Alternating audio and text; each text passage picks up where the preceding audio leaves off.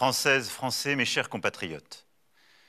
Depuis l'attaque brutale lancée par le président Poutine contre l'Ukraine le 24 février, les forces russes bombardent Kiev, assiègent les villes les plus importantes du pays. Des centaines de civils ukrainiens ont d'ores et déjà été tués. Des femmes et des enfants ont été tués encore ce jour. Les jours qui viennent seront vraisemblablement de plus en plus durs.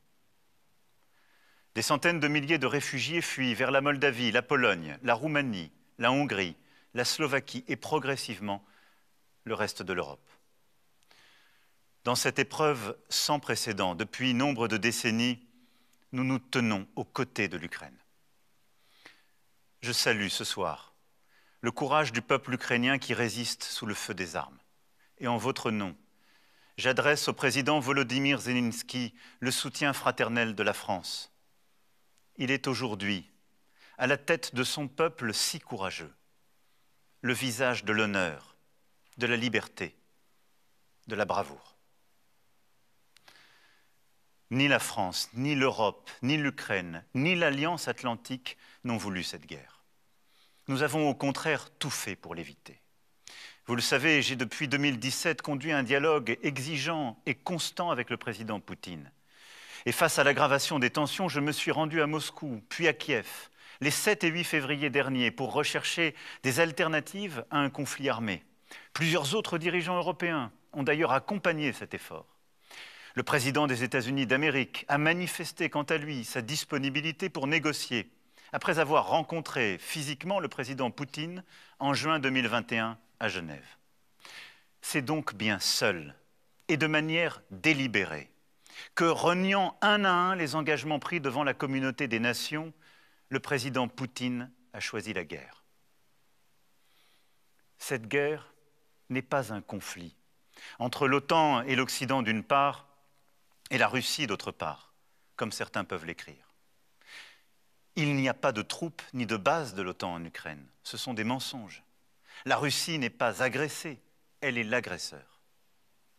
Cette guerre est encore moins, comme une propagande insoutenable voudrait le faire penser, une lutte contre le nazisme, c'est un mensonge.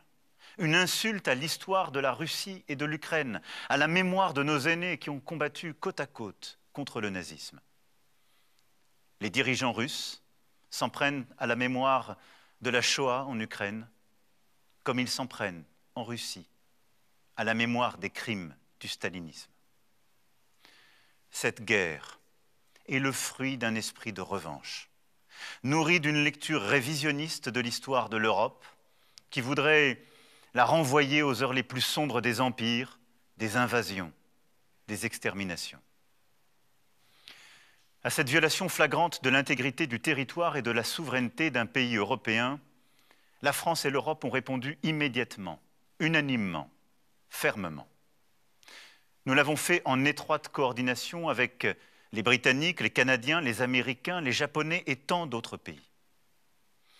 D'abord, en soutenant le peuple ukrainien, par des convois humanitaires, ainsi que par la livraison de matériel et d'équipements pour se défendre.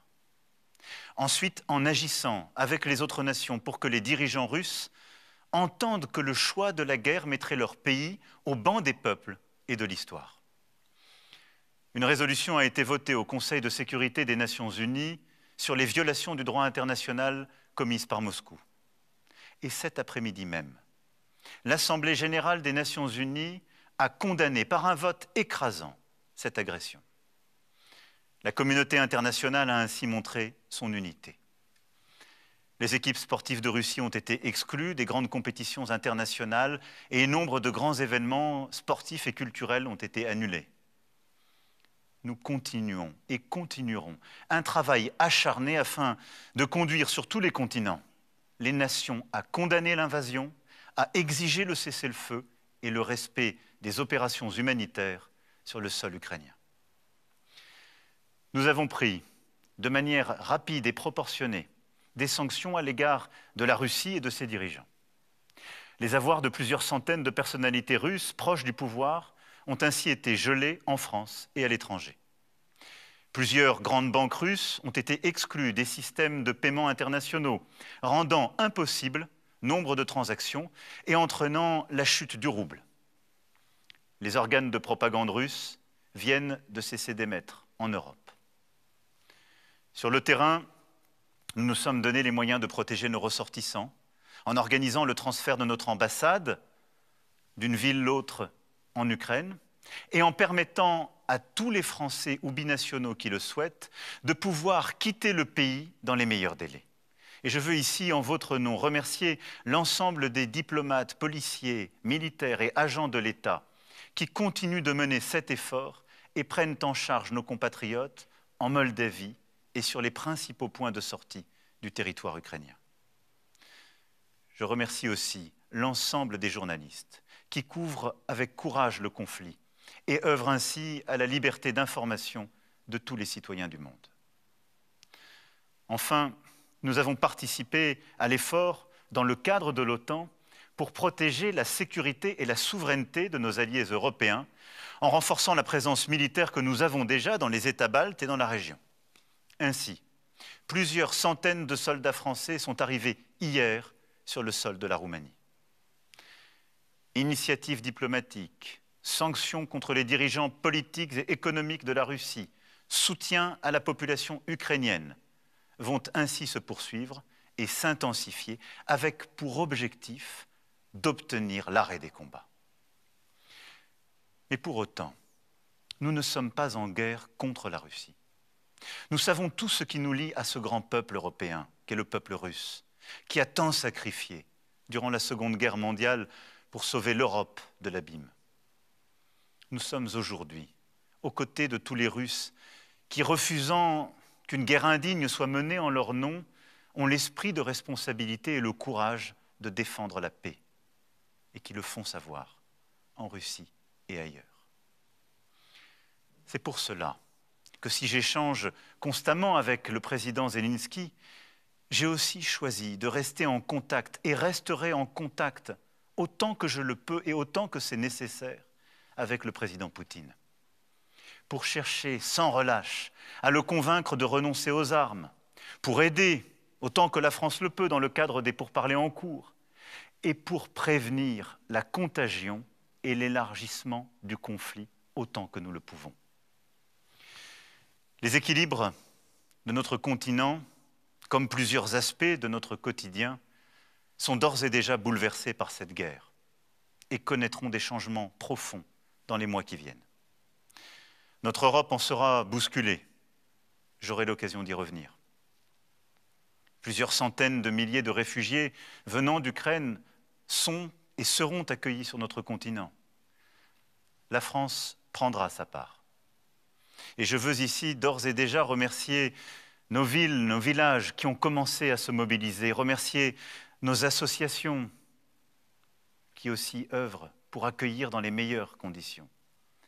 Nous nous organisons et nous prendrons soin de celles et ceux qui rejoignent notre sol pour être protégés.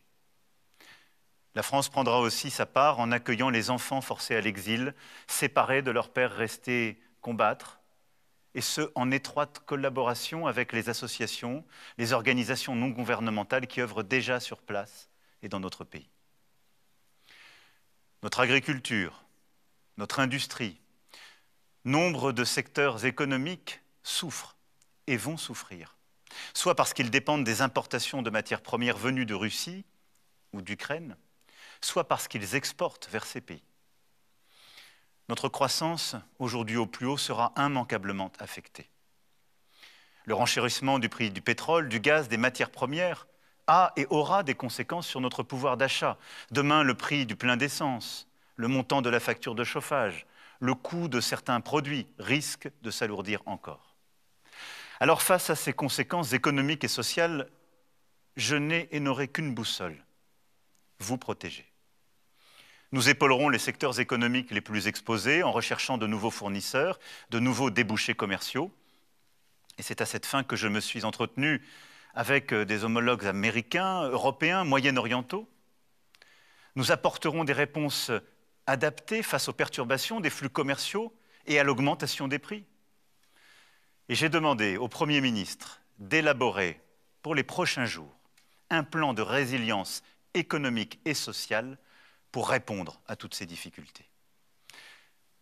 Mais ne nous trompons pas. Ces événements n'auront pas seulement des conséquences immédiates à la trame de quelques semaines. Ils sont le signal d'un changement d'époque. La guerre en Europe n'appartient plus à nos livres d'histoire ou nos livres d'école, elle est là, sous nos yeux. La démocratie n'est plus considérée comme un régime incontestable, elle est remise en cause, sous nos yeux. Notre liberté, celle de nos enfants, n'est plus un acquis, elle est plus que jamais un système de courage, un combat de chaque instant. À ce retour brutal du tragique dans l'histoire, nous nous devons de répondre par des décisions historiques. Notre pays amplifiera donc l'investissement dans sa défense décidé dès 2017 et poursuivra sa stratégie d'indépendance et d'investissement dans son économie, sa recherche, son innovation, déjà renforcée à la lumière de la pandémie. Notre Europe, dans cette épreuve, démontre, comme elle l'a fait ces derniers mois, une unité remarquable. Elle doit désormais accepter de payer le prix de la paix, de la liberté, de la démocratie. Elle doit investir davantage pour moins dépendre des autres continents et pouvoir décider pour elle-même, en d'autres termes, devenir une puissance plus indépendante, plus souveraine. Puissance économique d'abord.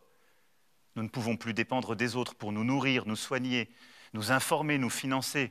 Voilà pourquoi, dans le prolongement des décisions prises au plus fort de la pandémie, avec le plan de relance européen, nous devrons promouvoir un nouveau modèle économique fondé sur l'indépendance et le progrès.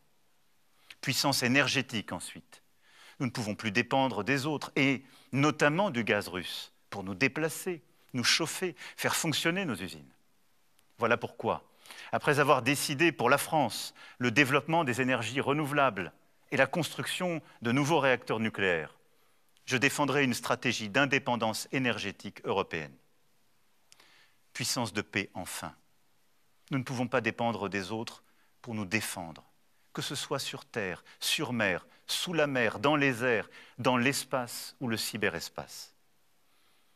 À cet égard, notre défense européenne doit franchir une nouvelle étape.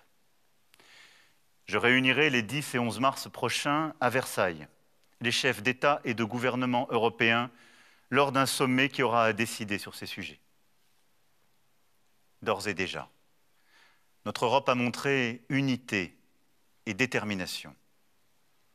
Elle est entrée dans une nouvelle ère. Il nous faut poursuivre. Mes chers compatriotes, la guerre en Ukraine marque une rupture pour notre continent et nos générations. Je sais combien elle vous inquiète, légitimement. Elle nous mobilise et nous imposera de prendre des décisions. Je vous en rendrai compte. Cette guerre vient aussi percuter notre vie démocratique et la campagne électorale qui s'ouvre officiellement à la fin de cette semaine. Cette campagne permettra un débat démocratique important pour la nation, mais qui ne nous empêchera pas de nous réunir sur l'essentiel. Je sais pouvoir compter sur vous. Votre attachement à la liberté, à l'égalité, à la fraternité, à la place de la France dans le monde. Je ne cesserai jamais de les défendre et de les porter haut en votre nom. Vive la République, vive la France.